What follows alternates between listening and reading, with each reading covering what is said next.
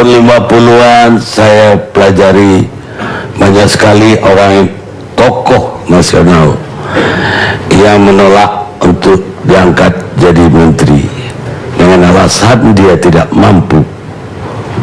Sekarang orang diangkat jadi menteri, disiarkan secara live ketika pengumuman itu dibacakan, mereka berpelukan dengan keluarga, bercium-ciuman, dan ada yang bersujud syukur, seolah-olah itu bukan beban, tapi itu kayak rezeki atau anugerah lah paling kurang. Saya mau ke Akbar Faisal.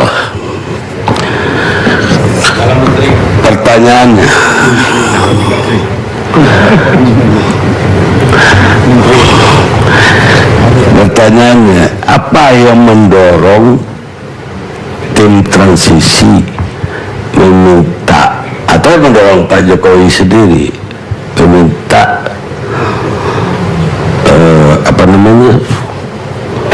catatan dari KPK terhadap calon-calon menteri yang akan diangkat? Bukankah itu hak prerogatif presiden?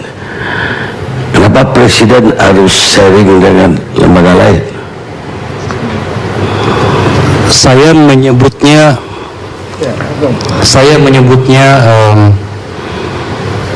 niat baik, Pak Karni. Saya menyebutnya niat baik untuk sebuah situasi bernegara. Ada orang yang menyebutnya terobosan. Saya lebih memilih menggunakan diction sebuah awal tentang apa yang kita sebut dengan niat baik. Niat baik macam apa? Saya kebetulan agak tahu sedikit bagaimana perjalanan Pak Jokowi menjadi presiden ya.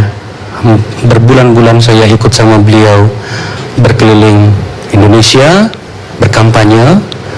Kemudian setelah selesai kampanye dan kemudian diminta oleh beliau untuk membantu beliau di tim transisi, yang saya lihat adalah sebuah keinginan dari beliau untuk memulai sesuatu, menghadirkan sesuatu, menghidupkan sesuatu yang kita sebut sebuah harapan tentang negara yang bersih. Orang boleh mengatakan ini bahasa yang lebay, monggo saja. Di Facebook saya dihajar, ya memang salah satu tugasnya tim transisi itu untuk dihajar, memang nggak apa-apa sih. Jadi menjawab pertanyaannya Pak Karni, justru sebenarnya ini adalah sebuah awal untuk melihat seberapa besar sih niat keinginan Pak Jokowi atau pemerintahan Pak Jokowi JK tentang setidaknya pada satu isu besar yang dihadapi oleh negara ini bernama pemberantasan korupsi. Semua yang dikatakan oleh kawan saya, sahabat saya, Deputi yang baru KPK, Mas Johan Budi, itu saya amini dan begitulah adanya. Sekaligus juga saya menambahkan bahwa sebelum Pak Jokowi datang, sebelum Pak Jokowi datang dan Ibu Rini bersama Mas Hasto atas nama tim transisi datang menyerahkan nama itu, ada proses sebelumnya. Kami di tim transisi berlima minus Mas Hasto yang lagi ada di Skotlandia waktu itu, datang bertemu dengan pimpinan KPK dan kami diterima oleh 2 atau 3 orang deputi di KPK menjelaskan tentang 8 agenda besar pemberantasan korupsi yang dihadapi oleh bangsa ini dan diharapkan menjadi fokus pemerintahan Jokowi jika ke depan setidaknya dalam hal pemberantasan korupsi.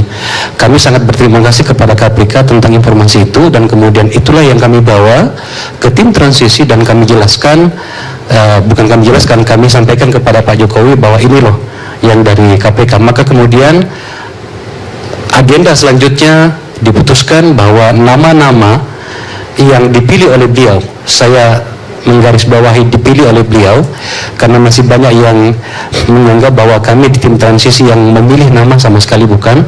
Kami hanya menyiapkan arsitekturnya. Arsitektur itu saya bisa bahasakan sebagai menyiapkan argumentasi akademis tentang pos-pos kementerian. Soal nama tetap kembali menjadi prerogatifnya presiden, itu kemudian dibawa ke KPK dan PPATK. Kembali pada pertanyaan Bang Karni, saya merasa ini adalah sesuatu awal yang bagus setidaknya masyarakat bisa melihat, oh iya, ternyata Pak Jokowi tidak bermain-main pada berbagai kampanyenya dulu tentang pemberantasan korupsi. Dan itu bisa dicatat oleh bangsa ini bahwa presiden yang baru dilantik segera berkomunikasi dengan para pihak untuk menyelesaikan atau setidaknya menghapuskan kemungkinan-kemungkinan risiko yang dihadapi oleh pemerintahannya atau pada orang terdekatnya bernama menteri tadi. Baik, tapi apakah orang-orang yang namanya dibawa atau diminta catatan dari KPK itu betul-betul orang yang sudah diberitahu bahwa dia calon menteri, atau nama-nama yang random aja atau yang dikumpulkan oleh tim transisi saja udah dibawa ke KPK? Pada salah satu jumpa pers yang dilakukan oleh Pak Jokowi dan Pak JK yang kami dampingi semuanya di rumah transisi sekitar sebulan yang lalu atau 3 minggu yang lalu sebelum hari ini, itu Pak Jokowi menjelaskan tentang komposisinya. Seperti tadi ada cukilannya, 18 profesional, 16 profesional partai. Ada perdebatan tentang profesional partai dan menurut saya itu sudah selesai. Nah, pada level profesional partai itu pasti saya ingin menyampaikan bahwa ribuan nama yang masuk Bang Karni, ribuan nama yang masuk dan kemudian disaring, saringannya oleh beliau berdua, karena kan pemegang mandatnya beliau, bukan kami di tim transisi. Nah, untuk partai politik sendiri itu juga dengan meminta atau menunggu atau menerima nama-nama dari pimpinan parpol masing-masing dengan porsi yang sudah disepakati. Dan kemudian mengerucut, maka kemudian kemarin ada 43 nama seperti yang dikatakan Mas Johan Budi tadi diserahkan kepada KPK. Selanjutnya itu kemudian menjadi, apakah yang diklarifikasi ini tahu namanya diserahkan ke KPK? Atau setidaknya dia udah dikasih tahu dia salah satu calon menteri, ada kemungkinan namanya diminta klarifikasi dari KPK? Bisa saja dia tahu, tapi bisa juga dia tidak tahu. Kalau dia tidak tahu, alangkah kasihannya ya, dia gak kepingin jadi menteri, namanya kemudian diklarifikasi. Saya bayangkan ada orang yang pokoknya siapapun yang kata saya gak mau jadi menteri. Saya tidak ingin namanya harus saya tidak ingin terlalu banyak bercerita tentang itu karena bisa jadi lucu di sini. Saya sudah mengatakan tadi sebenarnya cluenya bahwa ada 2.700 nama yang masuk. Setidaknya nama-nama yang disaring dari berbagai proses tadi menjadi 200, 100, dan 60 itu adalah nama-nama yang sebenarnya juga berpikir untuk menjadi menteri, termasuk dari partai politik. Jadi menurut saya Pak Karni tidak terlalu penting saya jawab pertanyaan itu. Yang pasti saya ingin mengatakan bahwa nama-nama yang disaring itu dan diserahkan itu adalah nama saya rasa ingin berbuat lebih banyak bagi negerinya, setidaknya dalam posisi menteri. Meskipun tadi Presiden Jan Cukos mengatakan kenapa tidak menganggap itu sebagai sebuah cobaan yang luar biasa. Cara pandangnya saja Pak Presiden. Bagaimana sekarang ya, kalau nama-nama itu dari partai yang pendukung utama lah seperti PDIP, tiba-tiba catatannya merah, akan jadi dilema besar kalau itu harus dicoret, dilema juga kalau itu harus diakomodir oleh Pak Jokowi. Artinya bebannya balik ke presiden dan wakil presiden yang notabene sebetulnya punya hak prerogatif yang mana aja dipilih. Saya tidak terlalu paham mekanisme di KPK dan kita juga tidak mau terlalu mencampuri soal itu. Kita, Pak Jokowi dalam hal ini itu sudah menyerahkan ke sana. Ada mekanisme yang tadi dikatakan Mas Budi, Johan Budi, ada komunikasi antara Pak Jokowi dengan pimpinan di KPK. Tentu saja ada berbagai pola yang dipakai. Nah, terus bagaimana kalau misalnya ternyata yang diajukan oleh partai politik itu tadi itu mendapat stabilo seperti itu? Saya rasa itu sebuah risiko ya. Makanya saya tadi sebelum poin ini saya sampaikan bagaimana mekanisme di KPK ya. Tadi Mas Johan Budi mengatakan mungkin bisa saja misalnya nama itu menjadi bagian atau ada serempetan pada kasus yang sedang masuk pada penyidikan dan penyelidikan dan seterusnya. Tetapi lagi-lagi saya setuju dengan Bang Garni bahwa tentu saja itu risiko bagi partai politik yang menyodorkan nama itu, dan saya rasa Pak Jokowi, dengan saya belum tahu sikap beliau, tetapi di bayangan saya, karena beliau ini orangnya sangat cepat mengambil sikap, ya mungkin dia mengatakan mungkin ya ditolak atau ada catatannya, kita tidak mau menerima risiko. Saya nggak ngerti Bang Garni, saya tidak siap mendengarkan pertanyaan ini, tetapi kira-kira itu yang saya bayangkan, bahwa tidak terlalu bagus bagi dirinya dan pemerintahan apabila ketika sudah meminta tanggapan atau catatan dari KPK dan memang datang catatan itu dan tetap dipakai. Tetapi yang ingin saya katakan, saya jaminkan adalah dari apa yang saya tahu, Pak Jokowi sangat-sangat menghormati catatan-catatan itu, karena itu tentu saja masalah baginya apabila tetap dilanjutkan. Tetapi dengan catatan pula, selama masih bisa kasus itu barangkali ya, saya tidak terlalu ngerti Pak Johan Budi bagaimana menerjemahkan orang yang terstabilo merah dan seterusnya itu. Pak Jokowi menyebut istilah apa? Kami tidak bisa menyenangkan semua orang. Saya setuju dengan itu. Maka kemudian Pak Garni, saya tidak punya jawaban yang terlalu tegas kepada Anda menyangkut ini, tetapi saya ingin meyakinkan Anda, Pak Jokowi sangat-sangat mempertimbangkan itu, karena tidak ingin juga pemerintahannya repot karena itu. Iya, tapi masih ada yang mengganjal sebenarnya. Orangnya dapat stabilo merah atau kuning ya, yang notabene dia belum sangat-sangat belum tentu bersalah. Udah terdakwa pun orang masih belum tentu bersalah. Hanya gara-gara itu kalau di sidang dia nggak punya hak tentunya. Tapi gara-gara itu gugur, disqualified untuk menjadi calon menteri. Ini gimana pertimbangannya? Saya yakin Pak Jokowi ketika meminta KPK untuk terlibat, tanda petik terlibat dalam hal nama-nama ini, telah mempertimbangkan risiko-risiko ini. Satu. Yang kedua, saya yakin pula KPK dengan kredibilitas yang telah mereka capai hari ini tidak akan mudah dan tergopoh-gopoh atau gerasa-gerusu untuk memberikan stabilo tadi itu. Tentu saja kita tahu yang namanya merah kuning dan segala macam persepsi kita orang politik ini tentu saja ada artinya.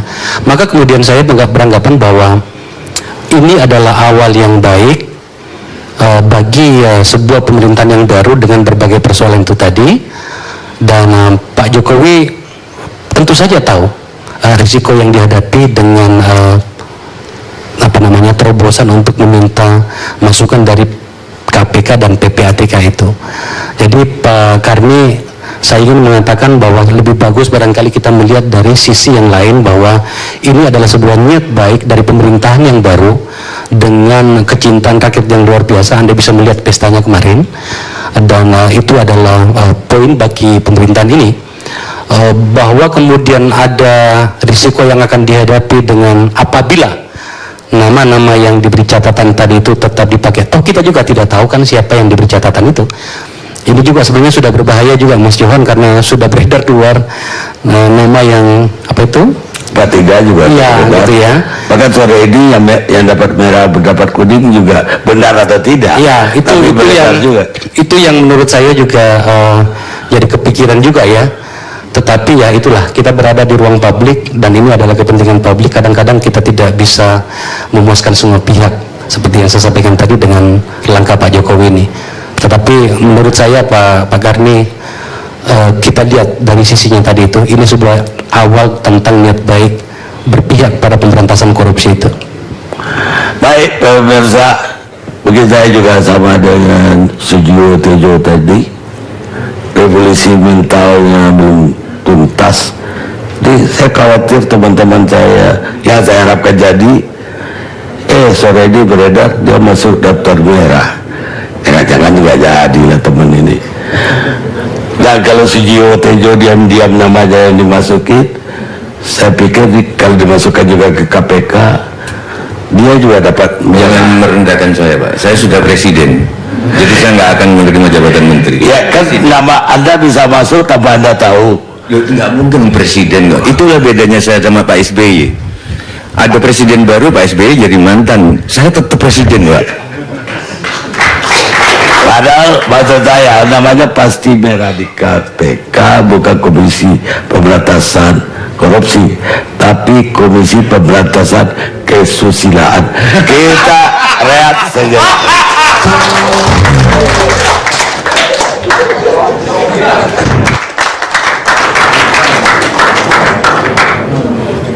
Pemirsa, kita lanjutkan diskusi kita. Jokowi JK mencari menteri yang bersih.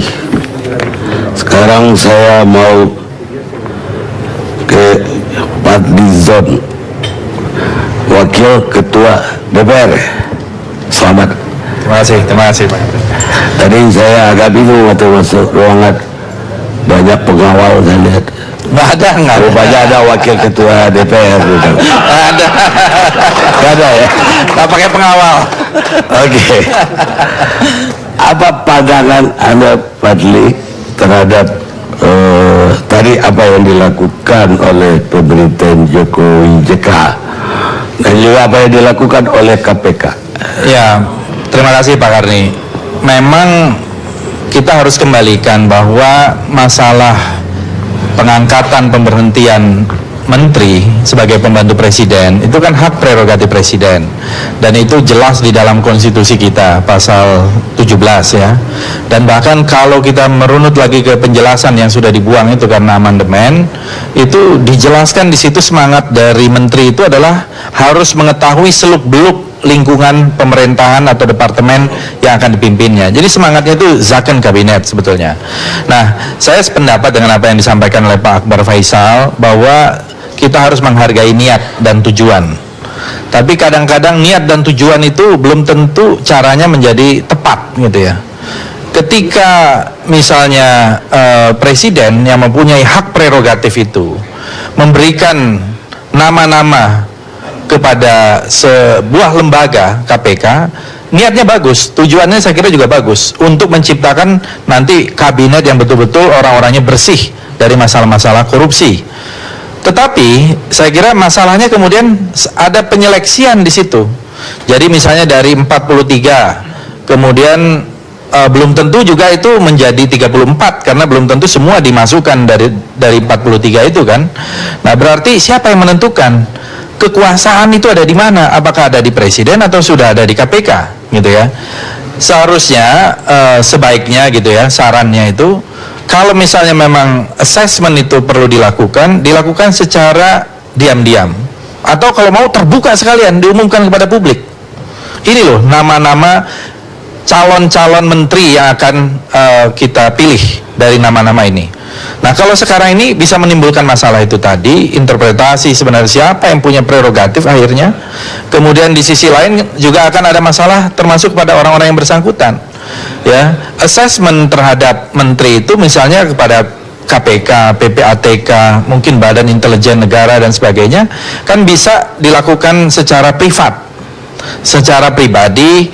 Saya mau ada ini nama-nama tertutup misalnya atau dibuka, atau terbuka sekalian jadi masyarakat akan menilai dan akan ada laporan masyarakat. Nah, ini jangan sampai ada persepsi justru sekarang ini menggunakan tangan KPK untuk memang melakukan seleksi awal yang memang tidak diinginkan oleh presiden misalnya gitu ya. Jadi kalau istilahnya yang waktu itu dalam bahasa Jawanya itu apa? Nabok nyilih tangan gitu. Ya, jadi mau nabok orang tapi minjem tangan orang gitu ya. Ini jangan sampai itu yang terjadi gitu. Nah, jadi lebih bagus misalnya kalau Pak SBY kan punya cara tersendiri. Misalnya caranya dengan fit and proper test, satu-satu digilir, orang tahu. Walaupun itu juga ada resiko, belum tentu semua orang yang dipanggil itu kemudian menjadi menteri, dan tentu akan ada embarrassment juga, akan malu juga gitu ya. Mungkin sudah ada yang pasang tenda dan sebagainya gitu ya untuk syukuran. Nah, saya kira ini akan menjadi masalah di awal pemerintahan, formasi kabinet ini. Dan saya kira harus ditunjukkan, kita berharap bahwa postur atau formasi kabinet yang akan datang itu betul-betul kabinet yang bersih, kabinet yang betul-betul diisi oleh yang punya kapasitas, kapabilitas, integritas, dan juga akseptabilitas gitu ya. Dan akseptabilitas itu juga menyangkut, saya kira masyarakat menunggu sekarang. Misalnya kalau profesional kita tentu setuju, tetapi profesional parpol, nah ini bisa menjadi masalah. Karena ini kan nomenklatur baru nih dalam politik kita. Profesional parpol itu kan harusnya cukup ya memang menteri dari parpol, tapi yang mungkin menguasai di bidangnya. Nah ini saya kira yang ditunggu oleh masyarakat itu ya, jadi betul-betul satu postur kabinet yang diharapkan bisa menjadi dream team, karena kita ingin pemerintahan ini juga sukses, berhasil memenuhi janji-janji yang memang cukup banyak janji-janjinya, sehingga betul-betul bermanfaat bagi masyarakat. Bukan bermanfaat, bisa mensejahterakan masyarakat, dan tujuan-tujuan yang ada di dalam rancangan itu bisa tercapai oleh para menteri yang merupakan pembantu presiden ini. Ini yang saya kira. Nah, ketika KPK membuat satu stratifikasi, klasifikasi merah, jambu, kuning, itu sebenarnya satu judgement, ya. Pertanyaan juga bagi KPK, kenapa yang merah itu kok didiamkan merah? Kenapa tidak diusut sekalian, ya? Atau yang merah jambu itu kenapa kok bisa ada merah jambu? Apakah memang di dalam kasus-kasus itu ada prioritas, atau memang ada yang dikesampingkan? Kenapa itu baru muncul sekarang? Kenapa bisa ada satu statement kalau dia yang dipilih nanti 2 minggu lagi akan ditangkap? Nah ini menimbulkan lembaga KPK menjadi lebih berkuasa ketimbang lembaga kepresidenan. Ya ini masalahnya. Kita sangat mendukung KPK untuk memberantas korupsi, tetapi juga kita harus mengikuti aturan ketatanegaraan kita yang sesuai dengan konstitusi kita. Saya kira itu, Pak Karni. Terima kasih. Atau jangan-jangan malah DPR perlu memberikan wewenang kepada KPK untuk memilih, ya ada kan ketua aja sekarang kan, di revisi undang-undang KPK diberi wewenang sekalian untuk kasih rapor. Baik, sekarang saya ke PDIP. Sebentar. Oh, oke. Saya minta waktu barang 1 menit untuk menanggapi saudara saya Pak Fadlizon. Yang pertama, Mas Fadlizon atas nama Koalisi Indonesia Hebat menyampaikan terima kasih kepada Koalisi Merah Putih yang kemarin hadir full pada saat pelantikan Presiden. Itu sebuah jiwa besar yang bagus. Saya ingin menunjukkan bagaimana niat kami kepada Anda. Yang kedua adalah, yang pertama tentang seleksinya. Tertutup sekali, Mas. Saya tim transisi yang sudah mengikut bersama dengan Pak Jokowi selama 7 bulan terakhir tidak tahu. Saya tidak tahu, dan menurut saya itu yang terbaik. Terus kenapa dengan KPK? Saya mencoba sedikit mensitir lagi apa yang saya sampaikan tadi. Ini sebenarnya sebuah proses yang biasa. Pak Jokowi adalah orang yang tentu saja tidak tahu semua hal. Saya sebelum berteman dengan Pak Fadlizon misalnya, atau katakanlah misalnya saya mau bermitra dengan Pak Fadlizon, saya pengen tahu dulu dong. Yang saya tahu kan Pak Fadlizon cakep, bajunya bagus, arlojinya mahal, kira-kira gitu ya. Tapi kan saya tidak tahu siapa di sekitarnya Pak Fadlizon. Boleh dong saya melakukan check and balance di sekitarnya. Itu hal yang biasa saja menurut saya. Dan ketika kemudian ada catatan dari orang yang memberikan itu tergantung kepada saya sebagai orang yang mau berteman dengan Pak Fadlizon. Saya bawa pada kasus Pak Jokowi, seperti itulah. Saya setuju yang dikatakan oleh Pak Johan tadi, keputusan tentang menggunakan atau tidak menggunakan dari apa yang telah diserahkan kepada KPK menyangkut nama itu adalah prerogatifnya Presiden. Dan saya rasa juga KPK tidak akan menghalangi itu. Cuma kan yang namanya meminta pendapat gitu loh. Saya meminta pendapatnya Pak Yasona Lawli. Ketika saya diberi pendapat, oh kamu nggak benar, kan nggak benar juga kalau kayak gitu kan. Jadi menurut saya begini Pak Fadlizon, saya butuh dukungan Anda sebagai pemikir, sebagai orang cerdas, anak muda yang hebat. Mari bersama-sama kita mendukung kebijakan yang baru ini, terobosan yang baru ini. Saya yakin kok ini yang terbaik bagi bangsa kita. Apapun bendera yang ada sama kita gitu. Terima kasih. Sedikit aja, kita mendukung, sebentar, kita ini mendukung Ya, itu hak prerogatif presiden. Jadi presiden itu mau melakukan fit and proper test. Bahkan saya bilang kalau itu didapat dari mimpi pun kita tidak ada masalah, gitu ya. Ya, yang paling penting itu orang yang tepat, kan begitu, yang kita harapkan. Jadi tidak ada masalah itu. Yang kita masalahkan tadi cara ini apakah tepat atau tidak, kan itu. Niatnya sih tepat. Ya, terima kasih. Baik. Dikit tuh Akbar. Nasdem dapat berapa menteri? Abang, saya Ya ini di luar tiga. Betul. 3 kursi katanya. 3 ya? Loh kok Pak Karni lebih tahu dari saya? Enggak, apa benar konfirmasi? Saya enggak tahu. Wartawan kan harus konfirmasi. Iya, saya berpangkat kolonel di Partai Nasdem. Ada jenderalnya bernama Pak Surya Paloh dan kami tidak pernah mau mencoba masuk ke ruang itu. Saya hari ini tadi pagi juga TV One mewawancari saya. Malam ini saya ada bertelepon dari Pak Surya Paloh atau Pak Jokowi, kamu kembali jadi camat di kampung saya, kembali jadi camat di kampung saya. Nah, soalnya saya itu kalau 3, saya berharap teman saya Akbar Faisal masuk di dalam itu. Terima kasih Bang, terima kasih. Sekarang Pak Yasona Lauli. Baik, terima kasih. Saya kira Pak Presiden Jokowi mencoba menciptakan satu budaya baru dalam praktek ketatanegaraan untuk memilih pejabat negara. Mungkin secara hukum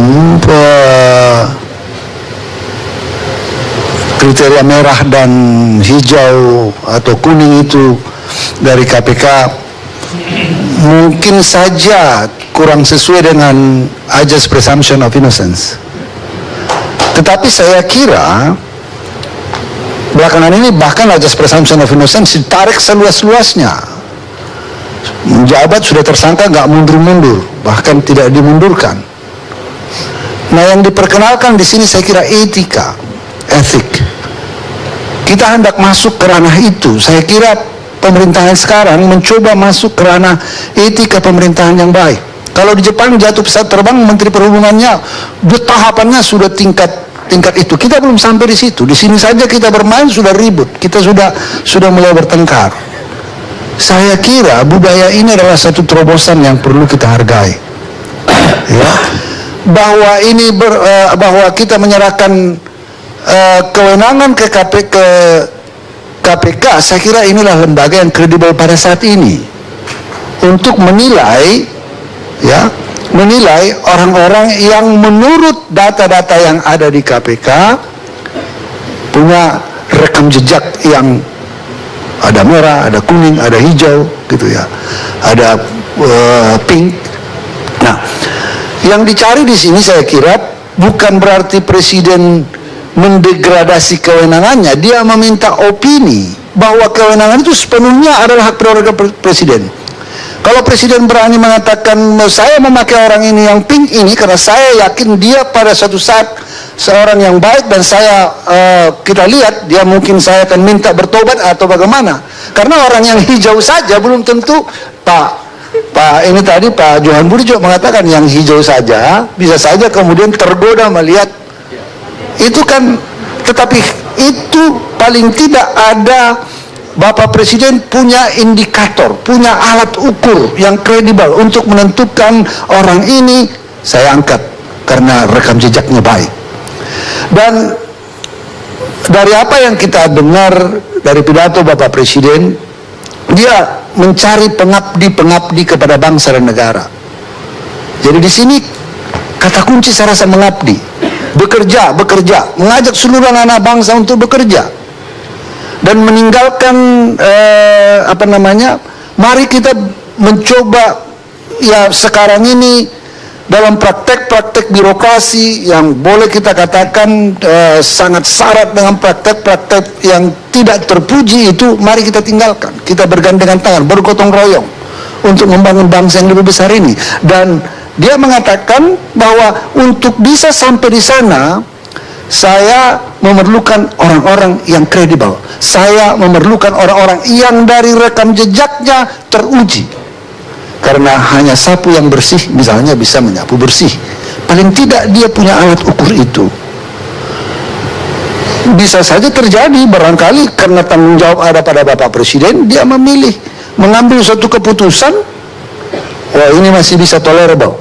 Menurut dia itu tanggung jawab dia, karena KPK hanya memberikan rekomendasi. Ini list, take it or leave it, kan begitu. Ya, Tanya tapi juga, Bapak, pernyataan salah satu komisioner KPK sore ini, kalau yang merah diambil juga itu nggak benar dong. Dan bisa 2 minggu udah dia tangkap. Itu bisa saja terjadi. Tetapi kan dalam hal ini presiden sudah punya alat ukur itu, dan dia pasti kalau dia memilih orang itu pasti dia mengambil risiko itu. Paling tidak Bapak Presiden Pak Jokowi sudah punya tidak hanya isu-isu atau apa yang dikatakan dari luar, informasi yang tidak kredibel. Orang ini tidak benar, orang ini cacat moral, orang ini, saya kira apa yang dilakukan ini adalah merupakan alat oleh Bapak Presiden untuk Pak Jokowi untuk memilih orang-orang yang menurut dia paling tidak pada awal pemerintahannya tidak memberi beban awal. Bisa dibayangkan nggak, misalnya baru seminggu bekerja udah masuk Tempo, membuka cover utama, wah ini bisa celah ke-12 gitu. Ya, ini kan menjadi beban. Konsentrasi presiden yang menuntut kerja pasti terganggu. Ya, jadi saya berharap benar bahwa inilah, saya kira ini bagian dari satu revolusi mental. Ya, memperkenalkan satu sistem yang benar, meningkatkan etika pelaksanaan pemerintahan. Kalau pada saat awal saja sudah ada upaya yang sangat keras bahwa orang-orang yang jujur, orang-orang, katakanlah orang-orang relatif atau bersih yang memimpin pemerintahan, saya percaya benar kalau pada saat yang akan datang ada indikasi saja, presiden pasti dengan tidak sungkan-sungkan mengatakan get out. Tapi bagaimana kalau yang merah-merah itu ternyata dari PDIP, gimana coba? Oh, itu konsekuensi dari suatu pilihan. Walaupun warna merah kan disukai PDIP. Oh ya, kalau merah itu tapi, pasti PDI Perjuangan. Bahwa itu datang dari KPK, saya tidak yakin itu gitu. Ya, tapi kasihan yang mengusulkan jadinya. Ya, saya tidak bukan ya, kita tidak mengatakan bahwa, saya yakin sekali bahwa setiap partai mengusulkan orang-orangnya. Kadang-kadang kan informasi, karena ketua umum partai bukanlah KPK juga, tentu dia tidak punya informasi tentang hal itu. Itu fair. Kalau kami ibu ketua umum kami mengatakan kalau kamu ketahuan begini-begini, you tanggung sendiri risikonya, itu clear. Ya, dalam rakernas kalau akan mendukung langkah Pak Jokowi tersebut. Kalau komitmen itu, kekuasaan memang selalu menarik perhatian untuk orang-orang yang ingin korupsi. Karena itu hati-hati sama orang yang mengejar kekuasaan itu. Bang Herbert, penulis Amerika, kita rehat sejenak.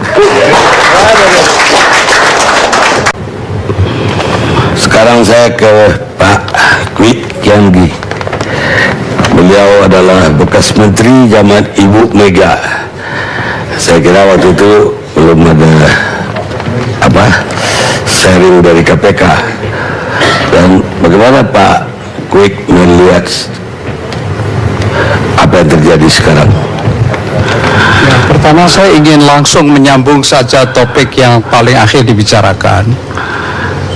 Memang tidak ada, jangankan presiden, direktur sebuah perusahaan siapapun yang ingin memberikan kepercayaan kepada orang itu harus mencari informasi kiri kanan. Akan tetapi informasi itu sangat rahasia, bahwa yang bersangkutan mencari informasi saja tidak ada yang tahu. Mengapa sekarang harus diekspos sampai seperti ini dan menimbulkan banyak salah paham, itu satu. Kedua, saya walaupun kader PDIP, saya sendiri mulai meragukan sampai di mana yang dijanjikan itu mengenai konsistensi dan kebersihan. Oleh karena pertama-tama Pak Jokowi mengatakan 34 itu terlampau gemuk, akan dijadikan 18.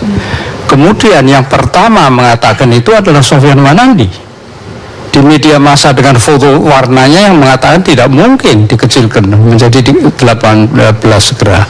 Disusul oleh Pak JK, langsung Pak Jokowi membuat menjadi 18. Lantas Pak Jokowi mengatakan lagi second kabinet. Tidak ada pertimbangan partai, harus profesional dan tidak takut partai. saya akan memberi pertanggungjawaban langsung kepada rakyat. Rakyat akan menilai bahwa para anggota DPR itu lalu sifatnya lalu menjurus kepada memusuhi partai politik. Aneh. Partai politik itu infrastruktur politik, organisasi yang diciptakan khusus sebagai wadah untuk orang yang tertarik menyelenggarakan negara, dimusuhin oleh orang yang menjadinya calon presiden oleh partai politik. Jadi saya bingung sekali walaupun sebagai kader, karena saya tidak terlibat di dalam transisi dan lain-lain.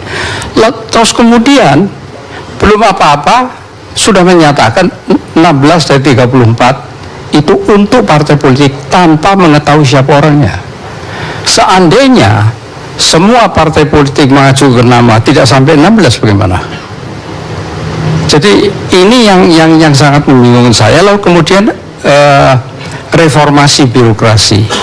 Apa wujudnya reformasi birokrasi? Apa-apanya itu apa? Reformasi birokrasi dari 34 mestinya akan diciutkan. Kemudian kalau kita berbicara mengenai jumlah PNS, lebih-lebih lagi. Sejak lama jumlah PNS itu 4 juta yang terlalu banyak, dan sudah lama disinyalir bahwa itu tidak pernah berkurang, tetapi bertambah terus. Jadi yang dinamakan second kabinet dan ahli, katanya kabinet ahli ini di dalam ilmu organisasi tidak ada keahliannya. Oleh karena di dalam ilmu organisasi di mana-mana sejak dulu itu sudah dikenali oleh Parkinson dengan Parkinson's Law yang mengatakan bahwa setiap orang itu mempunyai kebutuhan, dirinya dianggap penting. Sebagai yang ditontonkan penting itu adalah asistennya. Aslinya merasa penting. Jadi organisasi itu by definition itu meluas. Bukan hanya di pemerintahan, akan tetapi di perusahaan. Karena itulah di mana-mana di negara yang normal, itu baik perusahaan maupun kementerian dari waktu ke waktu dijadi management audit atau personnel audit. Jadi diciutkan. Di sini tidak pernah ada upaya untuk menciutkan. Lalu kemudian prinsip yang paling mendasar dari organisasi juga dilanggar, yaitu bahwa organisasi itu ada dua. Kebiasaan umum yang salah adalah bahwa strategi mengikuti struktur, bukan sebaliknya. Ini strukturnya ditentukan dulu. Apa 18, apa 34, apakah 16 dari partai, baru strateginya. Padahal sebenarnya presiden harus diwawancarai habis-habisan terlebih dahulu.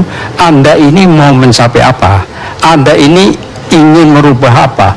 Konkret, detail, komplit, Anda ini mau apa? Sesudah itu para ahli organisasi itu membawa data itu, merenung, baru mengajukan usulan strukturnya.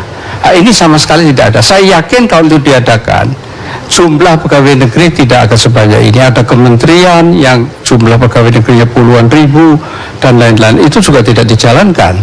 Nah, sedangkan di negara-negara yang normal seperti yang saya katakan tadi, itu hal yang sangat wajar. Dan ini berkaitan sangat erat dengan pemberantasan korupsi.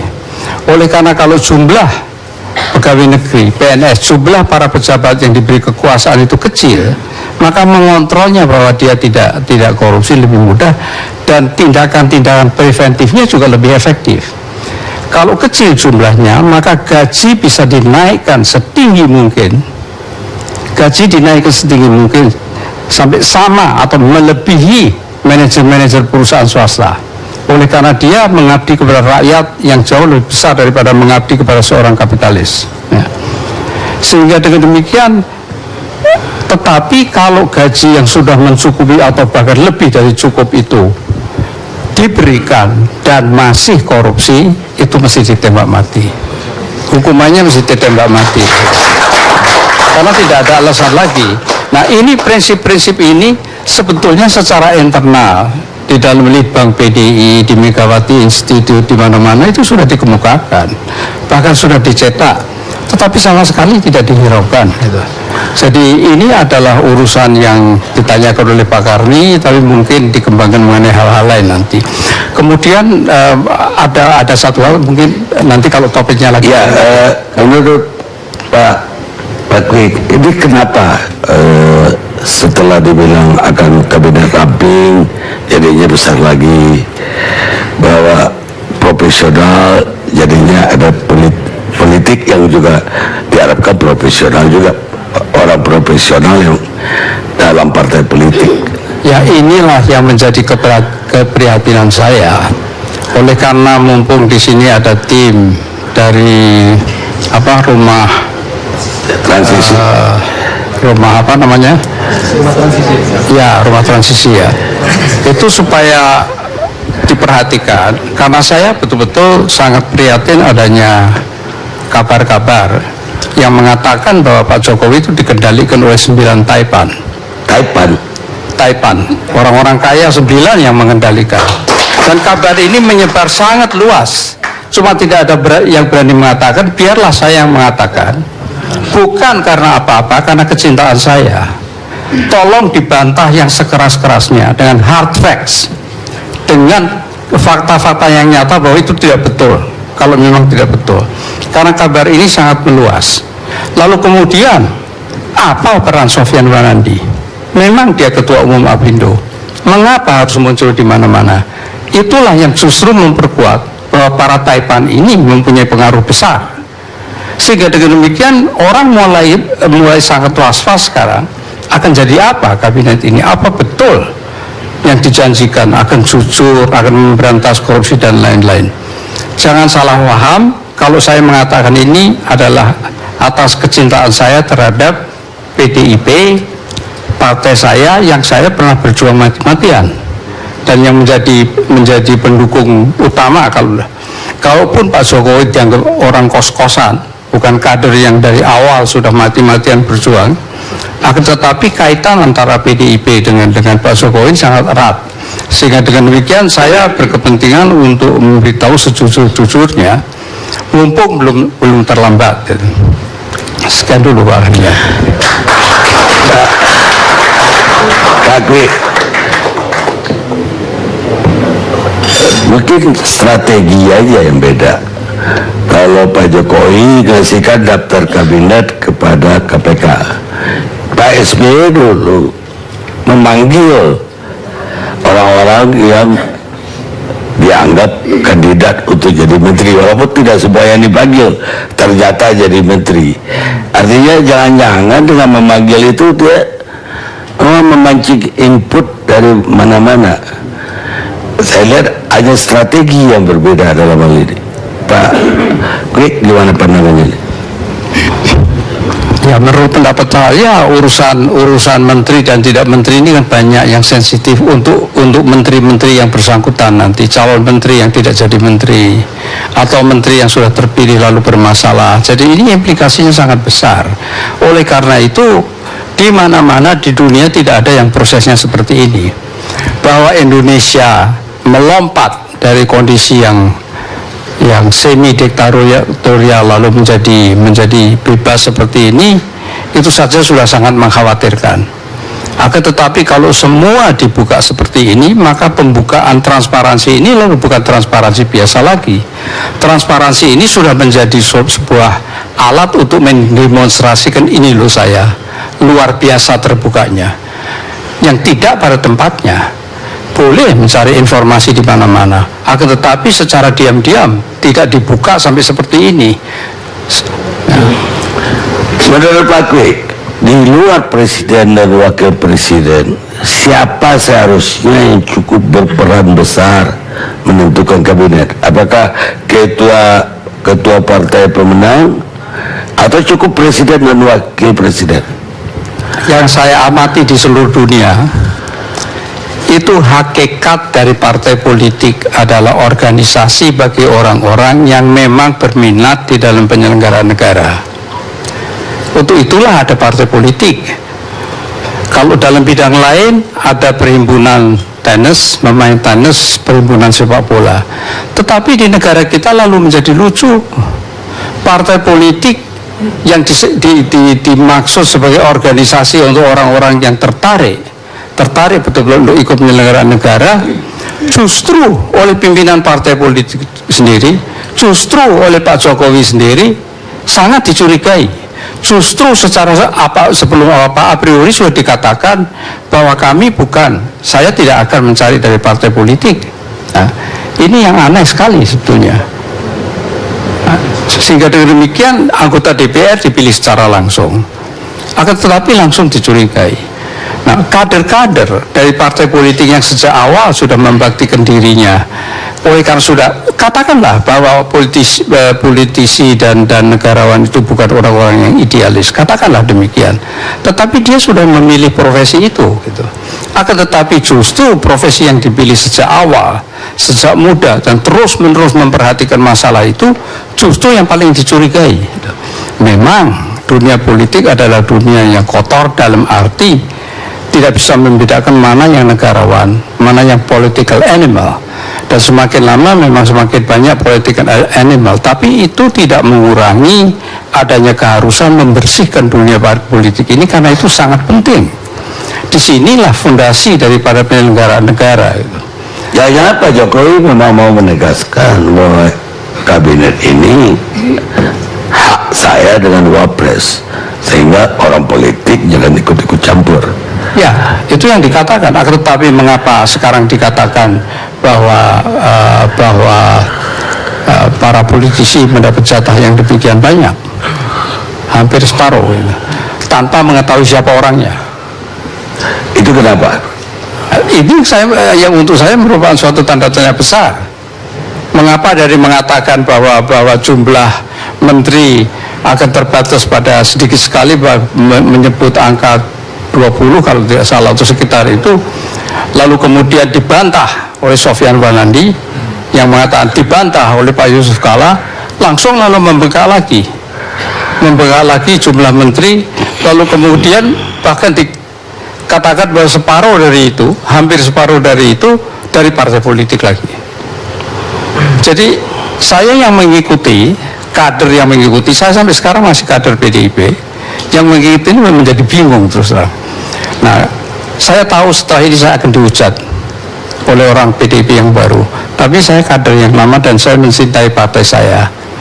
Kader yang mencintai partainya harus jujur mengatakan apa yang salah dan apa yang benar. Terima kasih. Baik, Bung Sitompul. Saya harus menjawab ini dulu. Saya mohon waktu untuk Ya, menjawab. tapi jangan semua pembicaraan Enggak. jawab lagi. Saya berjanji ini yang terakhir saya tangkap karena ini penting. Apalagi menyebut 9 Taipan. Ada 3 poin Pak Kwik yang sangat saya hormati. Apa yang Bapak sampaikan. Saya buat menjadi cepat saja. Yang pertama, kenapa terbuka ke KPK?